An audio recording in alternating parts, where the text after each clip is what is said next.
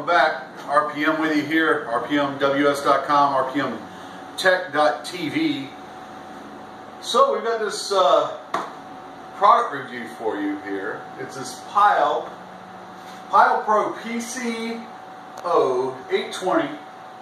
It's a 19-inch rack mount, 8-outlet, 1800 watt power conditioner with a voltmeter on it. Got it from Amazon, $69.99, and that's what it looks like in the box. Showed up the next day, I think it was, maybe 2 days. These units are specifically designed for rack mount applications. Let me walk around here and show you. We have this little rack of equipment that I've collected over the years, and we're using it sort of as a roll-around stereo. We're going to put some big wheels on the bottom of this rack, by the way. That's another project you'll see. But you see, I got all this rack equipment. Some of it I need, some of it I don't. I leave it in here because it's, I don't know, attached to it. But anyway, what this rack unit does, this rack power distribution unit does, is you mount it typically, somewhere like in the top here.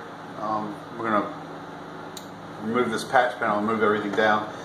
And it has these light bars on it, and you pull those out and they aim light down. But in the back of it, it's it's a single outlet, a single switch controls all the outlets, and in the back of it you have 8 outlets. So you plug all your equipment in there, and that's the idea. And of course it's 19-inch rack mount, and it'll help us clean up and tidy up everything in the back, so we won't wind up with a bunch of extension cords all wire tied together and everything. So we're going to unbox it now and take a look at it. It's kind of a a Chinese brand. Pyle has actually been around for a right good while. They were really big in the car stereo stuff. I think they still are. It's considered value or economical stuff.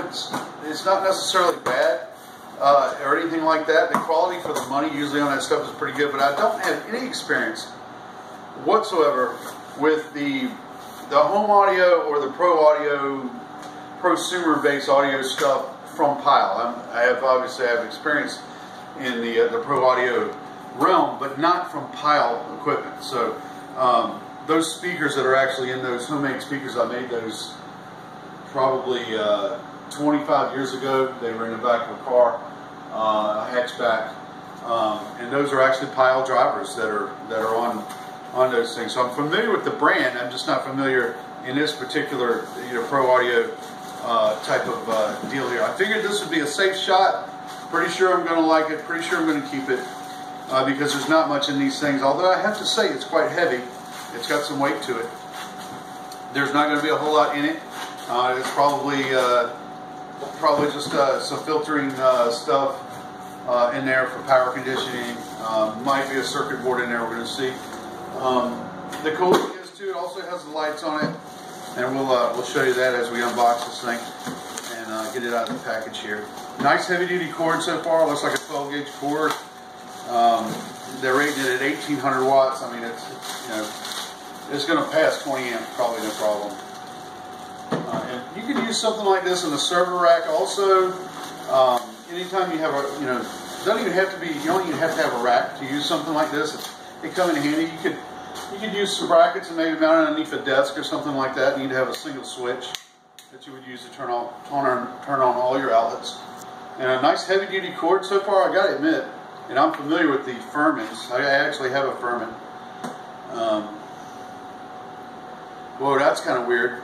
The light is actually upside down. That is very strange.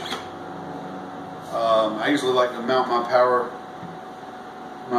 items, my power distribution items up in the top of my racks, not in the bottom. The way they have this here, these lights are actually upside down, so that's going to be kind of strange. They're going to be aiming up. So anyway, there's a light switch here. It has a light switch. It has a dimmer, a couple of indicators on it. Now let's plug it. I'm going to plug it into this little Variac here. Send some power to it. And this Variac, the cool thing about it is this Variac allows me to adjust the input voltage going into this unit. And we'll be able to turn this thing up and down and take a look and see what we got here. Looks like it's doing some sort of boot cycle there, 123, 122. What's it at? 125. 125. Let's see if I turn this down. It's going to go down too. So right now we set it 60 on here. And it's saying 48, huh? That doesn't so much matter. We'll crank it up to 137, 141, 144. All right, so you see it is reading the voltage. It's not a regulator, so it's not regulating the outputs.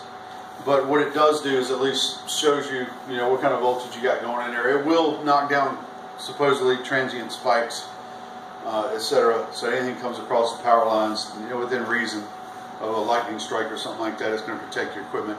But for the most part, for $70, what this thing is really worth it for $70 is to put a nice controlled power strip in your rack that you can use one switch and distribute all your power out of one unit. So that's what it's all about there. We're going to go ahead and get this thing rack mounted, and we'll be back with you shortly to show you the whole idea. So stay tuned.